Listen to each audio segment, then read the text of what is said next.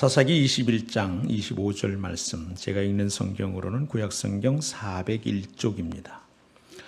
이제 다 같이 자리에서 일어나셔서 사사기 21장 25절 오늘 우리에게 주시는 말씀 한 목소리로 받들어 읽습니다. 그때에 이스라엘에 왕이 없으므로 사람이 각기 자기의 소견에 옳은 대로 행하였더라. 아멘. 할렐루야. 하나님은 좋으신 분입니다. 하나님 좋으신 분입니다. 그러면 그 다음에 어떻게 하기로 했죠? 언제나 그렇습니다. 해봅시다. 하나님은 좋으신 분입니다.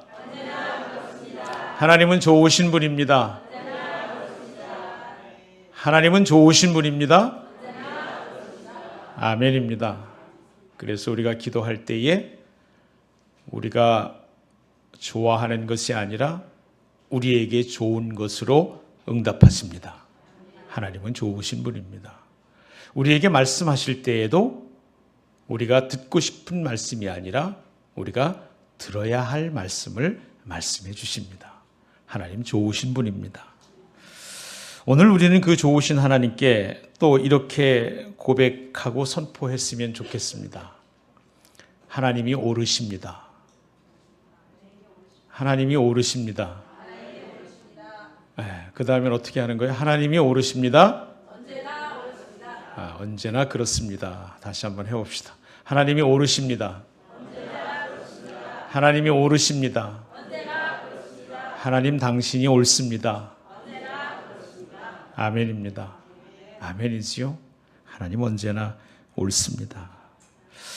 그래서 그분은 늘 당신 안에 있는 당신의 백성들, 당신의 자녀들로 하여금 주님 닮은 생각을 하게 하시고 또 주님의 마음으로 말하게 하시고 합당한 삶을 살도록 도우시는 줄로 믿습니다. 그러므로 우리를 참 답게 하시는 하나님, 우리를 답게 하시는 하나님.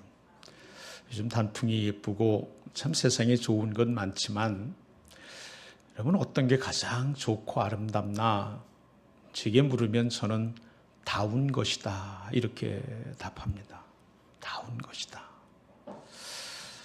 걸레 보고 아름답다고 말하는 사람은 없지요. 그러나 여러분 청소하는 주부의 손에 들려 깨끗하게 하는 걸레는 참 답습니다. 아름답습니다. 그렇죠? 다운 것이야말로 정말 아름다운 것이요.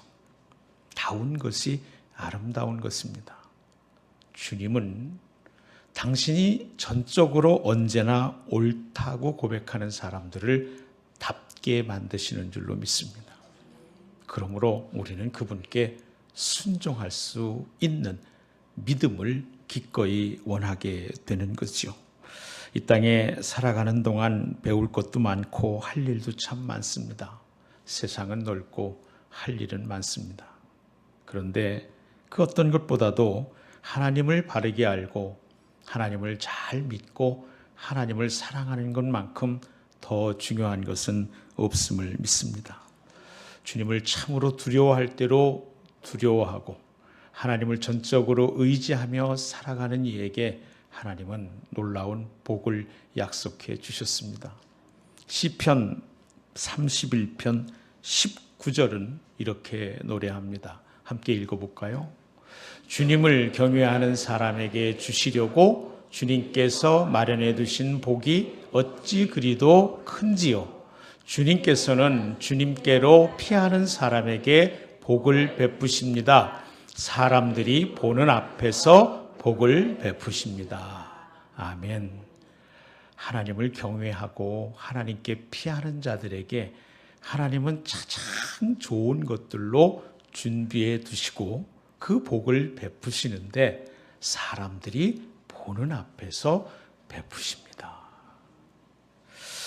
이와 같은 복을 누려 살기를 원하는 사람들마다 그래서 늘 하나님을 경외하는 사람, 하나님만 의지하고 하나님께 피하는 삶 살기를 간절히 원하게 되고 그러는 사람들마다 주님 말씀하실 때마다 참되게 듣고 주의 말씀 앞에 나를 비춰 과연 그러한가? 주님이 예배하신 그 좋은 복을 누려 살만한가 살피게 되는 줄로 믿습니다.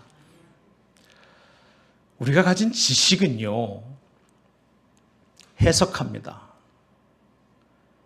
우리가 가진 지식은 자기 자신을 분석하고 다른 사람을 판단하고 세상을 해석하지요. 그런데 중요한 건 해석하고 분석하고 판단하는 것이 아니라 변화시키는 것입니다. 달라지게 하는 것입니다. 지식은 해석하지만 진리는 변화시킵니다. 소신은 판단하지만 말씀은 변화시키는 능력입니다.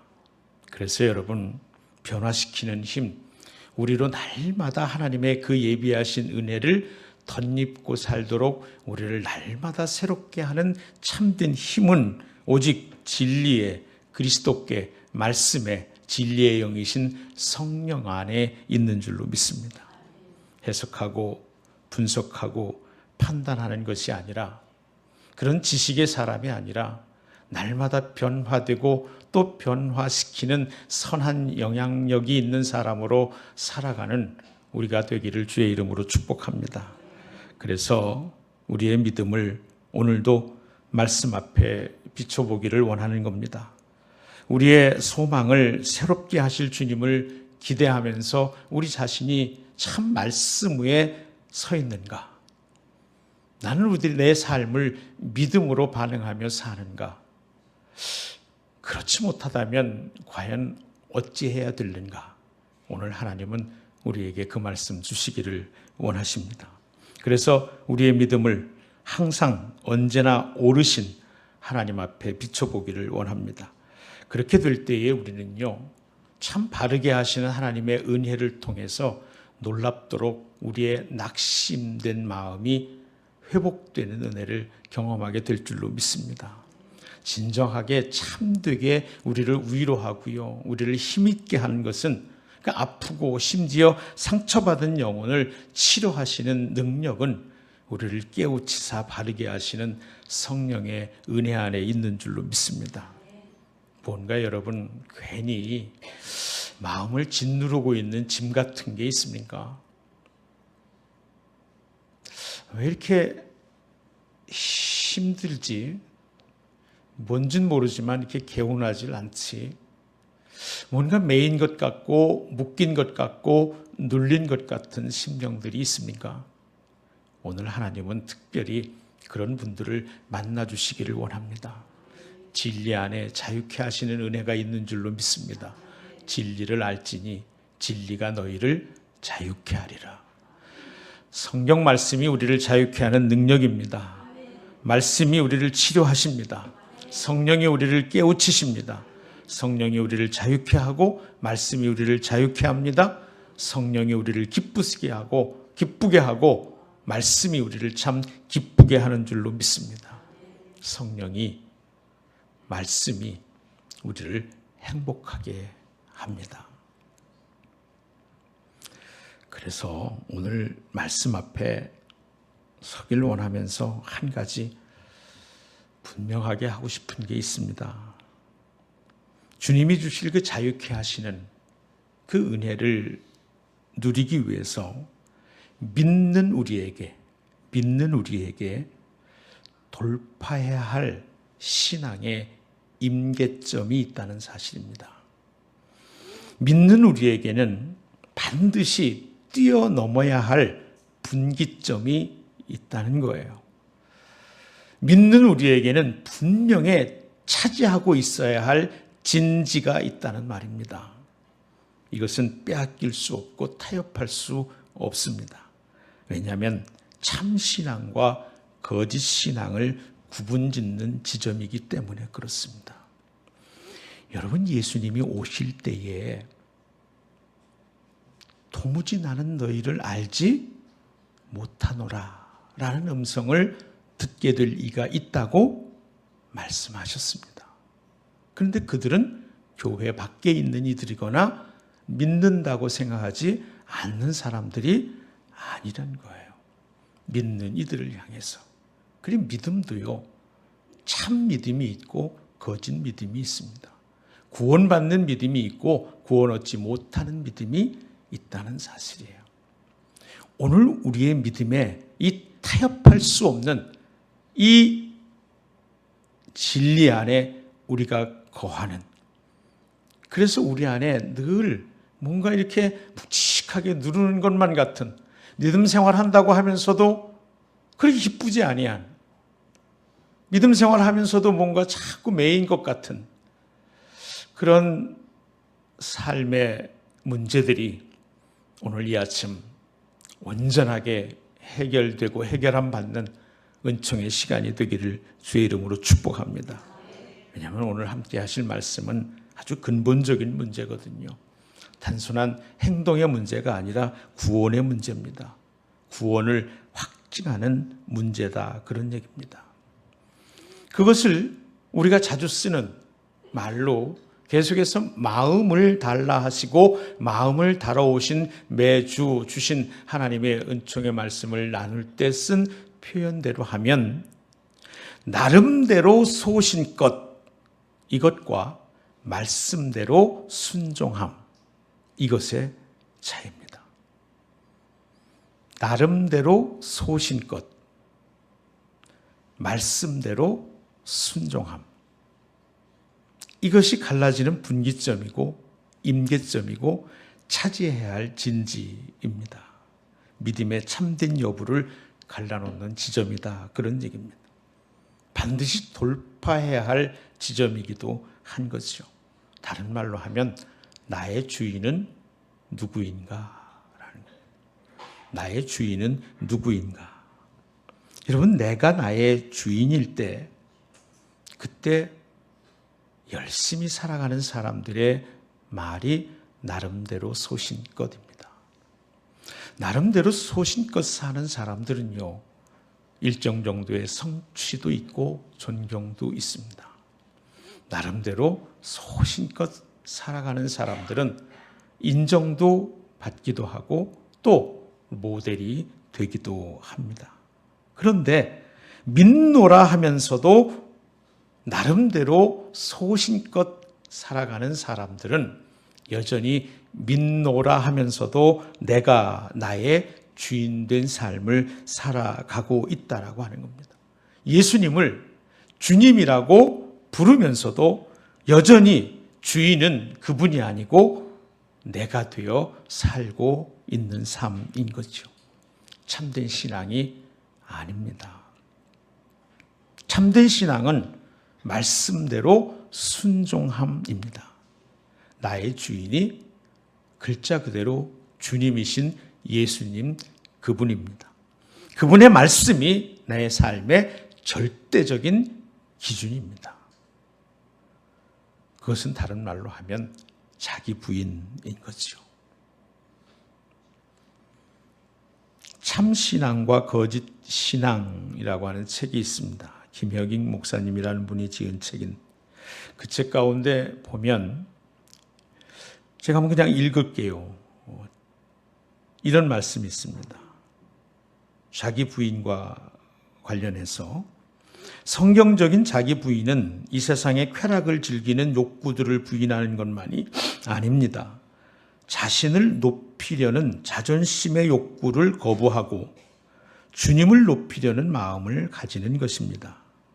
하나님을 모르고 참된 신앙이 없어도 사람은 세상의 욕구를 어느 정도 다스릴 수 있습니다. 이런 모습은 다른 종교에도 많이 있고 교회 안에서도 거짓된 겸손의 형태로 나타나곤 합니다. 그러나 참된 겸손에 속한 자기 부인은 자기를 낮추고 주님을 높이려는 갈망입니다. 자존심이 아니라 주님의 이름을 높이고 주님의 이름이 높여지기를 원하는 심정을 가지고 사는 것입니다. 참된 신앙이 아니면 이런 마음과 심정을 가지고 살 수 없습니다. 그러니까 자기 부인이라고 하는 것은 내 욕구를 좀 줄여 사는 정도의 문제가 아니라는 겁니다. 모든 일에 있어서 나, 자존심, 나는 어쩌라고, 내 건, 나, 끊임없는 나에서 우리가 주님이라고 부르는 예수님이 인정되고 높임받고 존귀히 여김받기를 원하면서 주님은 끊임없이 주님을 향하는 마음으로 살아가는 것, 그것이 자기 부인이라고 하는 것이죠. 그러니까 자기 부인이라고 하는 것은 내 마음의 주인을 바꾸는 것입니다. 나의 주인을 바꾸는 것이 자기 부인인 거예요.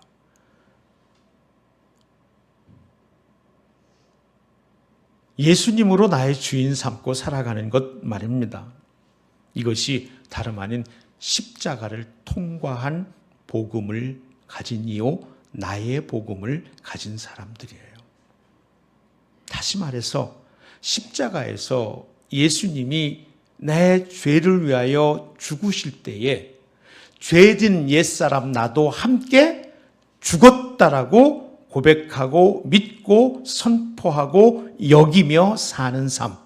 그래서 이제는 예수 믿은 후에는 우리가 그분을 구원자요 주님으로 믿는 것처럼 더 이상 죄의 종로 타지 않을 뿐만 아니라 나아가 예수님 그분이 내 안에서 살고 계심으로 내가 사는 것 더 이상 내가 아니고 나를 사랑하셔서 날 위해 죽으신 하나님의 아들을 믿는 믿음 안에서 사는 것이라고 고백하고 선포하는 삶을 말하는 것입니다.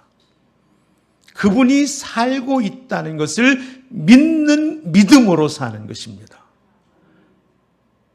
믿는 믿음으로 사는 것. 그래서 여러분, 이 말은 굉장히 중요한 말씀을 주고 있는 거예요.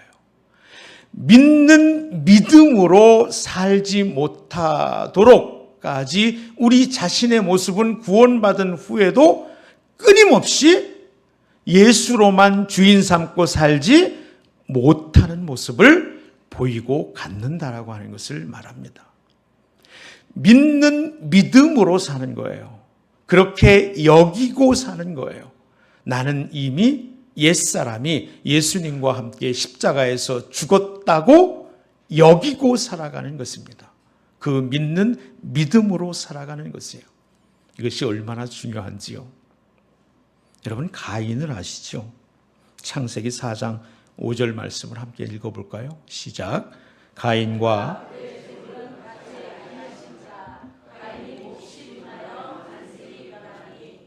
이게 무슨 얘기입니까, 여러분? 아시지요? 가인과 아벨이 하나님께 제사를 드렸습니다. 그런데 하나님은 아벨과 그의 제물은 받으셨으나, 그리고 4장 5절이에요. 가인과 그의 제물은 받지 아니하신지라. 거기에 가인이 몹시 분하여 안색이 변했다 그랬습니다. 여러분, 어떨 때 몹시 분하고 안색이 변합니까? 어떤 때 몹시 분하고 안색이 변합니까? 내가 무시됐다고 느낄 때, 내가 거절됐다고 느낄 때. 그래서 가인은 참된 예배를 드린 아벨을 질투하고 시기하게 되고 마침내 둘만 있는 들에서 그를 돌로 쳐 죽이고 맙니다. 놀라운 일 아닙니까, 여러분? 인류 최초의 살인사건이 예배로부터 비롯됐다라고 하는 것이 얼마나 놀라운 경고입니까?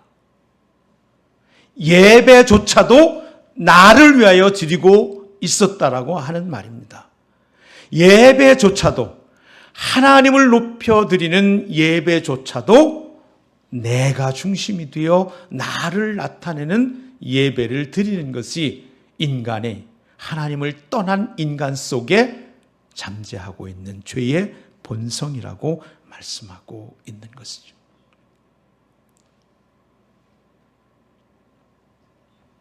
요나는 어떻습니까, 여러분? 그가 니느웨 성으로 가서 회개를 선포하라는 하나님의 부르심과 보내심을 받습니다. 아시는 것처럼 니느웨는 그의 조국 이스라엘을 계속해서 위협하고 마침내는 멸망시킬 아수르의 수도였습니다. 그 적국의 수도에 가서 회개를 선포하라는 거예요. 우리가 잘 아는 것처럼 하나님을 요나는 너무나 잘 알고 있고, 그래서 그렇게 하라는 얘기는 그들을 용서해 주신다라고 하는 것이 너무 뻔한 이야기예요. 이 뻔한 스토리에 요나가 4장 1절 이렇게 말씀해요. 실제로 그런 일이 벌어진 후에 4장 1절입니다. 요나가 매우 싫어하고 성내며. 어찌어찌 하는 거 뭐 도망갔다가 큰 물고기 뱃속에 있다 토해내졌다가 다시 어거지로라도 가서 돌아야 될 길 건성건성 돌고 와서 어떻게 되나 보자 이러고 앉아있는데 역시 말씀대로 용서하시는 하나님의 모습을 보면서 요나가 몹시 매우 싫어하고 성냈다 그랬습니다. 하요. 하라는 대로 합니다. 순종하는 것 같고 또 일도 하고 봉사도 하고 살아가요. 그런데 속은 여전히 하나님 하시는 일이 못마땅합니다. 얼만큼 못마땅한지요. 박넝쿨로 그에게 한 가지 시험하듯 말씀하잖아요. 박넝쿨이 이렇게 대낮에 혼곤하면서 피하는 그늘이 되어줘서 너무너무 좋아했어요. 근데 벌레를 보내서 그거를 싹 너무너무 다시 뜨거워졌어요. 화를 내는 거죠. 그때 하나님께서 그 요나에게 이야기를 합니다. 4장 9절이죠. 함께 읽습니다. 하나님이 요나에게 이르시되 내가 이 박넝쿨로 말미암아 성내는 것이 어찌 옳으냐 하시니 그가 대답하되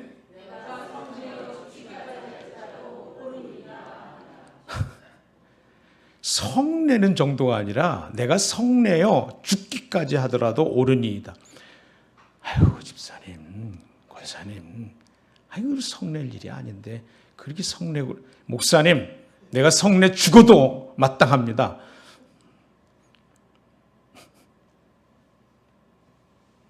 참 지독하게도 내 생각을 내려놓지 못합니다.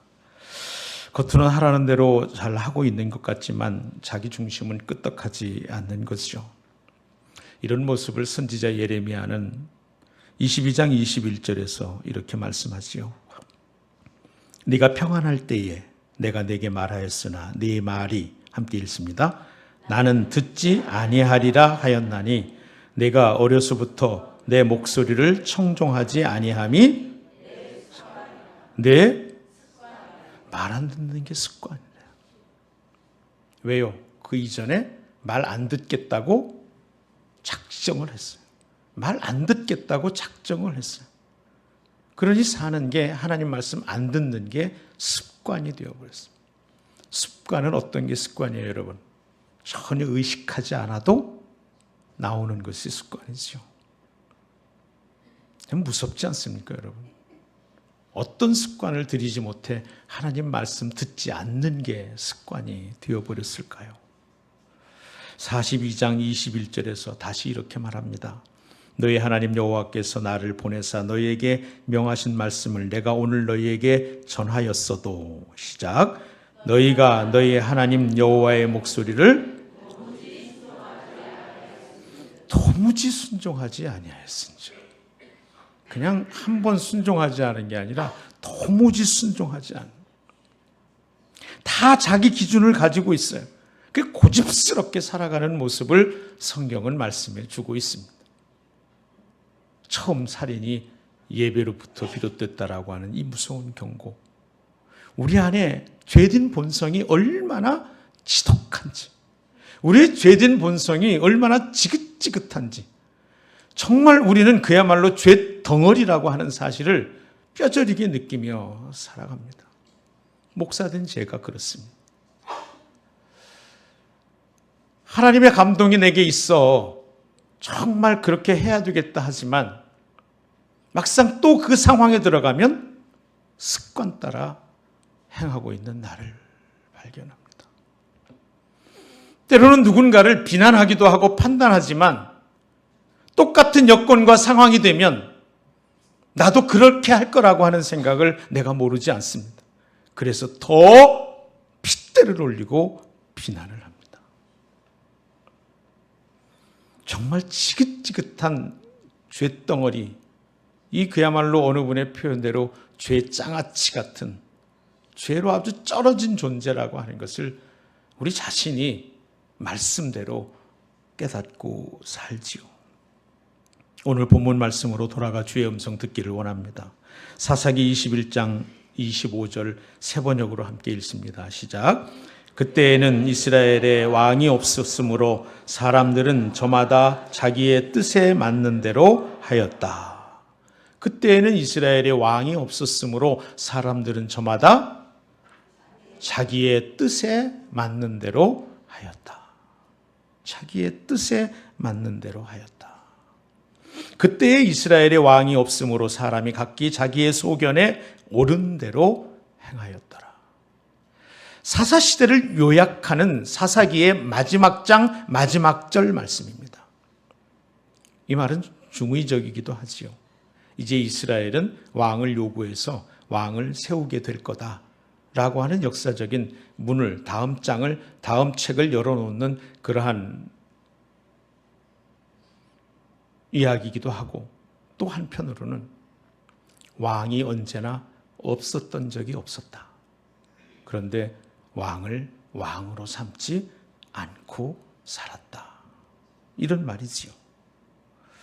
이스라엘 백성이 하나님의 놀라운 은혜를 통해서 출애굽을 하고 광야 40년 동안 빚어지는 은혜를 입은 후에 가나안에 정착을 했습니다.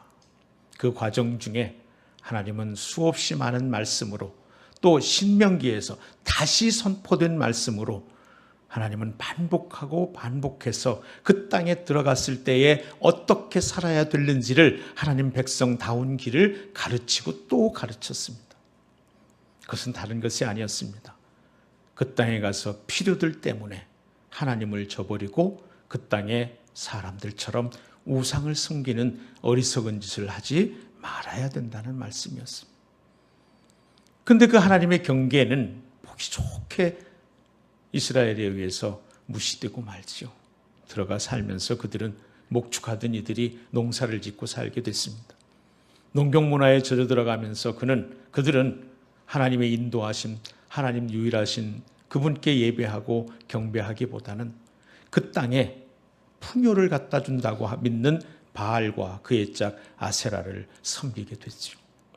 바알과 아세라는 짝이 되어서 저들이 풍요를 기원할 때마다 음란한 행위를 통해서 그렇게 제사를 드리곤 했습니다. 그래서 저들 산당의 제사장은 모두가 다 창기들이었습니다. 그래서 그들이 바알과 아세라를 섬기는 것은 하나님을 떠난 우상 숭배이면서 동시에 저들의 삶에 온갖 가지 죄악들이 다 파고 들어오게 되는, 죄가 온 삶에 편만하게 되는 통로가 되고 계기가 되었습니다.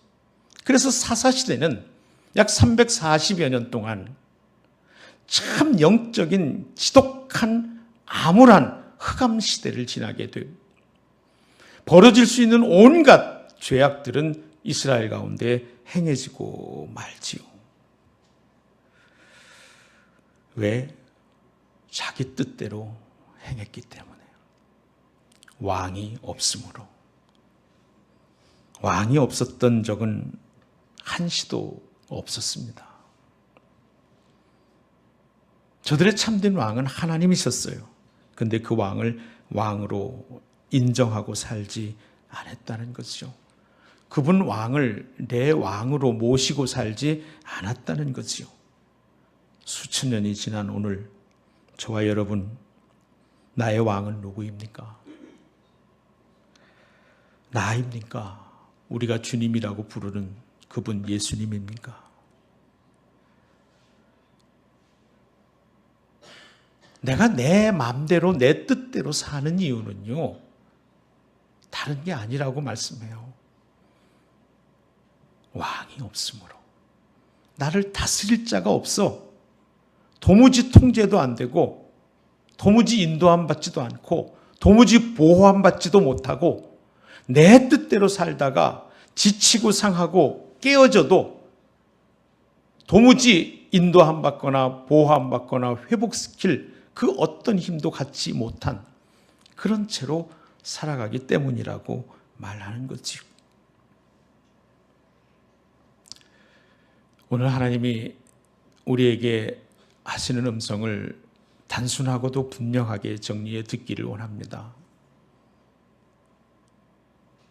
내 마음의 주인은 누구냐? 내 마음의 왕은 누구인가? 내 삶의 왕은 누구이신가? 여러분, 예수님이 나의 마음에 내 삶의 주인이고 왕이 될 때 우리 요즘 아이들 말대로 무슨 손해 볼 것처럼 여겨질 때가 있지요. 왜냐하면 세상은요, 눈에 보이는 것들은요, 가까운 것들은요, 가깝게 들리는 것들은요, 모두 다 하나님 믿는 것이 손해각으로 여겨지게 합니다. 그렇지 않아요, 여러분? 저는 이해합니다. 사사시대에 그렇게 타락했던 이스라엘을 저는 이해합니다. 왜? 제가 그런 환경에서 그런 사람이니까요. 내 마음에 하나님을 왕으로 두지 않는 한 나도 역시 이 세상의 유혹에 강할 수 없는 사람이고 바르게 살 수 없는 사람이고 합당하게 살 수 없는 사람이어서 답기는커녕 형편없는 인생이라는 것을 제가 스스로 알기 때문에 그렇습니다. 그러나 진정으로 그분을 왕으로 삼고 사는 사람들에게 손해일 것 같은 세상 속에서 내어 맡긴 삶을 살게 되므로 내가 나의 삶의 끝이 아니게 되는 놀라운 은혜를 맛보게 됩니다. 역전시키시는 하나님의 은혜를 누리게 되는 줄로 믿습니다. 더 이상 내 비즈니스가 내 일이 아닙니다. 우리 가정이 더 이상 우리 가정이 아닙니다. 그래서 그분께 우리는 내어 맡길 수 있는 참된 믿음을 경험하는 이들마다 더욱 굳게 가지게 되는 것입니다. 오늘 여러분에게 정말 간곡히 당부하는 것은 이 경험이 여러분에게 아주 작게라도 있기를 축복합니다. 손해각인 것 같을 때에 아니구나, 이게 정말 내게 참되게 이득이구나 라고 하는 것을 깨닫는 은혜.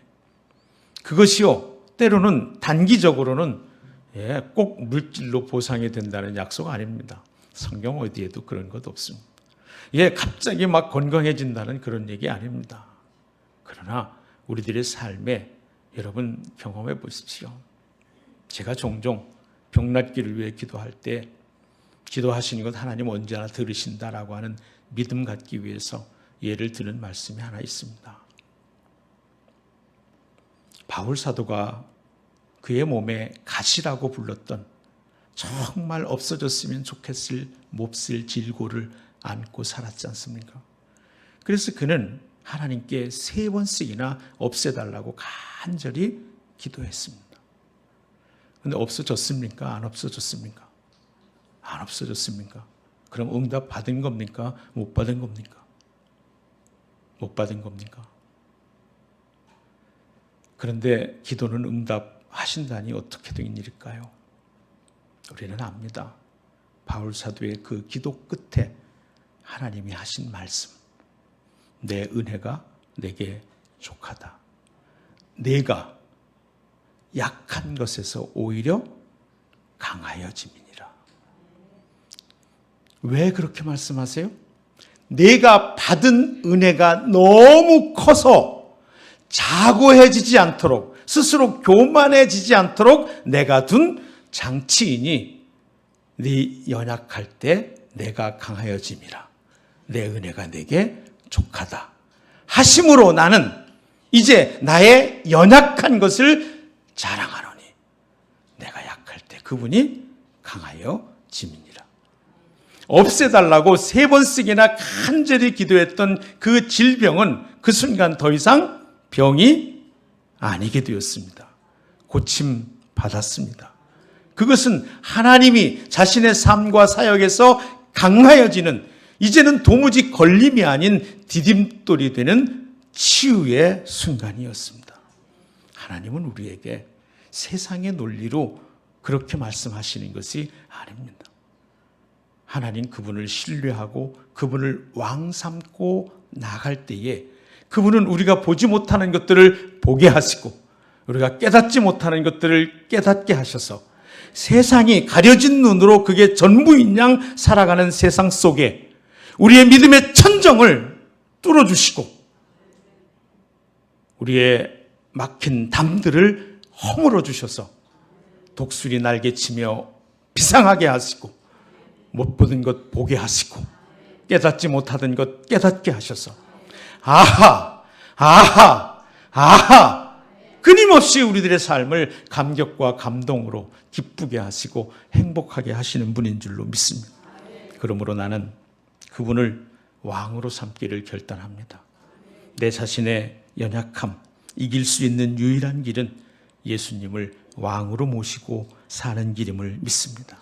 나 라고 하고 살 때에 끊임없이 내 안에 뭉개진 자존심 때문에 이게 도대체 무엇인가 싶은 불가지론에 빠지면서 무가치한 생을 참 허덕이며 무겁게 살아가는 우리 인생 속에 자존심이 아니라 진정으로 십자가로 인해 우리를 존귀하게 만드신 하나님의 은혜를 깨닫게 되고 감사하게 되는 참되게 힘있는 기쁨 넘치는 나로 바꿔주시는 줄로 믿습니다. 가정 마찬가지입니다, 여러분. 자책합니다. 참 좋은 남편 되지 못한 것, 좋은 아빠 되지 못한 것, 엄마, 아내 마찬가지겠지요. 자책하다가 때로는 지쳐서 원망하고 비난하다가 심지어는 서로를 향해 정죄하다가 그 끝은 파탄이지요. 이길 수 있는 유일한 길은 예수님을 가정의 왕이 되도록 삼는 것인 줄로 믿습니다. 그리고 우리 모두는 그분 앞에 같은 신하가 되어 그분의 말씀으로 동일하게 다스려질 때에 우리 안에 회복시키시고 만지시고 고치시는 은혜를 함께 누려 살게 되는 줄로 믿습니다. 우리 자녀들에게 그런 은혜가 있기를 원합니다. 우리 가정이 그런 은혜를 경험하고 살기를 원합니다. 이 사회도 마찬가지지요. 법, 양심, 그 끝은 결국 분열과 혼란뿐입니다. 이 시간에도 광화문에서 예배하는 분들도 계시지만 차별금지법이 왜 문제입니까, 여러분? 차별을 금지하자는데 왜 그리스도인들이 반대를 합니까? 여러 가지 논쟁이 있습니다. 대략 7가지 정도로 요약돼서 그것들은 여러분 인터넷 찾아봐도 어렵지 않게 관심이 있으면 그리스도인의 책임을 가지고 찾아보고 읽어보시기를 바랍니다.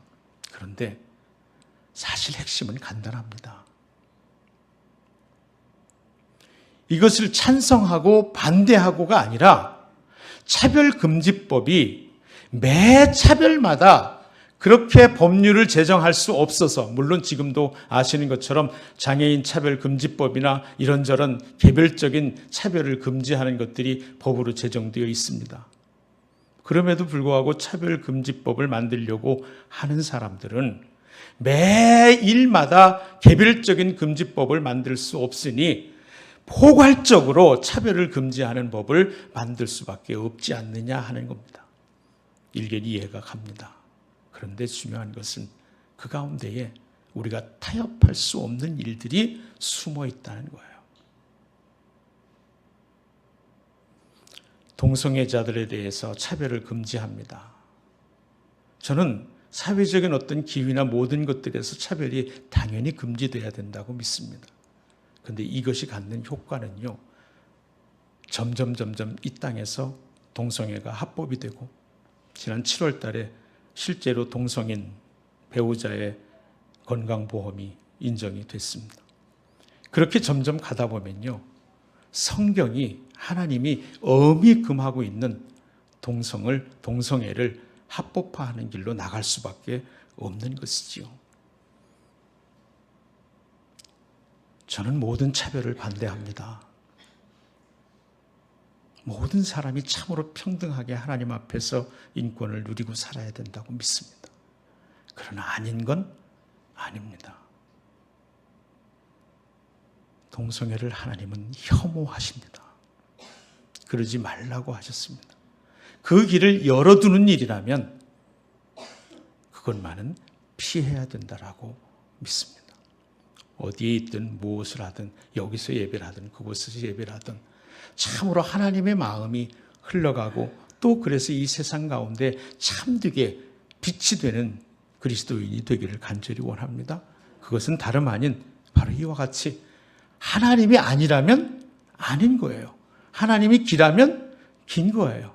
하나님이 왕이 될 때, 예수님이 나의 왕이 될 때 이 사회도 이 땅도 아름답게 답게 그렇게 변하여 갈 줄로 믿습니다.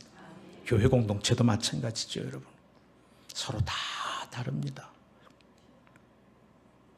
다를 뿐이겠습니까, 여러분? 목사로부터 시작해서 온전한 사람은 아무도 없습니다. 그 목사가 그리고 그 목기템이 그 지도자들이 행하는 프로그램이나 우리 송 권사님 기도하신 대로 모두 다 주님 닮아가기 위해서 훈련하는 그 모든 일들이 다 내 맘 같지 않을 수도 있습니다. 그러나 거기에 대해서 우리가 어떻게 하는가를 보면, 어떤 반응을 보이는가 보면 그의 주인이 누구인지를 알 수 있습니다.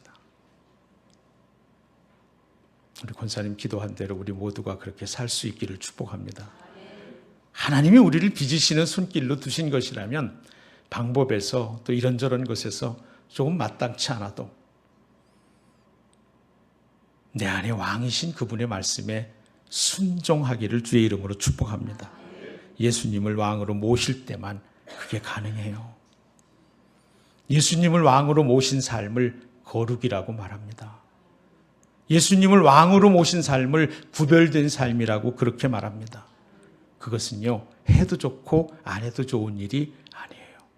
하나님의 명령이에요. 왜 명령하셨습니까? 거룩하신 하나님과 우리가 함께 있기를 원하시기 때문입니다. 세상 지고의 복을 주시기를 원하여 하나님과 함께 있을 수 있도록 거룩하신 하나님 앞에 거룩하기를 원하신 겁니다. 구별되기를 원하신 겁니다. 그게 왕으로 그분을 삼고 살아가는 길인 것입니다. 다 얻고도 그분을 잃으면 무슨 소용이 있겠어요? 다 얻고도 그분을 잃으면 도대체 무슨 소용이 있겠습니까? 그분과 함께 거하는 것, 그분을 왕으로 삼고 사는 것. 그래서 이것이 믿음의 참과 거짓을 나누는 분기점이고, 내 삶이 누구인가, 내 삶의 왕이 누구인가 하는 질문 앞에서 내가 참으로 돌파해야 될 임계점입니다. 오늘 여러분 안에 여전히 나를 주인 삼고 살아가도록 유혹하고 잡아당기는 것들이 정말 지긋지긋하게 있을 때에 순간 선언하십시오. 사탄아, 물러가라. 나의 주인은 예수님뿐이다. 나의 왕은 예수님뿐이다. 그리고 즉각적으로 그분의 말씀에 순종할 수 있기를 주의 이름으로 축복합니다. 달콤한 유혹에 빠지지 마십시오. 그러니 여러분, 돌파해야 되는 임계점입니다. 그냥 이루어지지 않습니다. 속이 끓어야 돼요. 열망이 있어야 된다는 말입니다. 디모데전서 4장 4절 5절은 그렇게 말하지요. 하나님께서 지으신 모든 것이 선함에 감사함으로 받으면 버릴 것이 없나니 하나님의 말씀과 기도로 거룩하여 짐이라. 아멘. 우리가 거룩해지는 것, 우리가 그분을 왕 삼고 살아가는 것은 그냥 되지 않습니다. 말씀과 기도로 그리 됩니다. 말씀과 기도로 그리 됩니다. 그래서 교회는 기도하는 집입니다. 그래서 성도는 성경의 사람입니다. 말씀과 기도로 거룩해지기를 날마다 소망하면서 하나님 그분을 왕으로 삼고 사는 저와 여러분들 되기를 주의 이름으로 축복합니다. 가까운 것 닮게 되어 있습니다. 붉은 것 가까이 하면 붉게 되고 검은 것 가까이 하면 검은 것 됩니다. 생선싼 종이에서 비린내 나고 향싼 종이에서 향내 납니다. 내 안에 주님이 왕 되기를 원합니다. 내 드러난 행실을 고치려고 하지 말고 내 안에 주인이 예수님이기를 간절히 원합니다. 오늘 그 기도 단순하고 분명하게 드립시다. 십자가. 그래서 결론은 십자가를 바라는 것입니다. 나는 할 수 없지만 십자가에서 영죽을 내 대신 죽으신 주님과 함께 나의 옛 자아도 죽었습니다. 그렇게 믿습니다. 그렇게 여깁니다. 그렇게 믿고 살아갑니다. 이제 내 안에 사는 것은 내가 아니라 나를 사랑하셔서 나를 위하여 죽으신 하나님의 아들을 믿는 믿음으로 사는 것입니다. 매 순간 믿음으로 살게 해 주시옵소서. 매 순간 예수님을 왕으로 여기고 살게 해 주시옵소서. 주여, 내 마음에 오시옵소서. 나를 다스려 주시옵소서. 아버지 앞에 합당하지 않은 나를 이 시간 멸하여 주시옵소서. 십자가 능력으로 멸하여 주시옵소서. 성령님으로 태워 주시옵소서. 씻어 주시옵소서. 우리 간절한 마음으로 주님 이름 하나님 불러 이 기도하겠습니다. 주여